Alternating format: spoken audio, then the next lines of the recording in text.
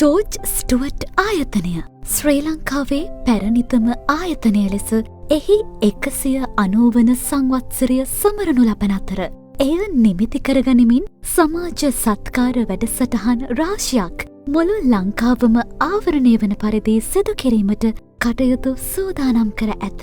ඒ අනුව මෙම උතුම් කාර්යයේ පළමුවන වැඩසටහන ලෙස ගාල්ල කරාපෙටිය ශික්ෂණ රෝහලේ 16 වන වාට්ටුවේ ඉහළ යැපුම් ඒකකය ස්ථාපනය කිරීමට කටයුතු සූදානම් කරනු ලැබුව අතර එය ජනතා අයිතියට පත් කිරීම පසුගියදා සිදු කෙරනු ලැබුවා.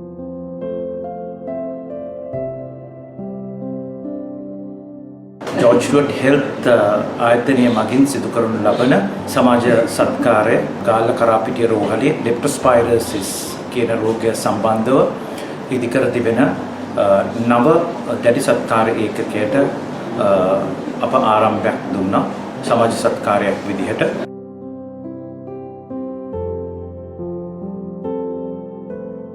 කරාපිටිය රෝහලට මේ රෝගීන් ඉතා විශාල වශයෙන් එනවා. ලංකාවේ දකුණු පළාතේ විශේෂයෙන් ගාල්ල දිස්ත්‍රික්කයේ ලෙප්ටෝස්පයිරොසිස් රෝගීන් මිය යන සහ ඒ රෝග සංකූලතාව වැඩි. අන්නේ රෝගීන්ගේ හම්බෙන ප්‍රවණතාවය ගාල්ල ප්‍රදේශයේ ගොඩක් වැඩි. ගොඩක් අවදානමේ පසු වෙන රෝගීන් මේ රෝගයට රෝහලට පැමිණෙනවා. ඒ රෝගීන්ට අවශ්‍ය ප්‍රතිකාර ප්‍රමාණිකව ලබා දීම මේ කරපු උපකාරයට අපි දාම සංසෝධනයක් වෙනවා.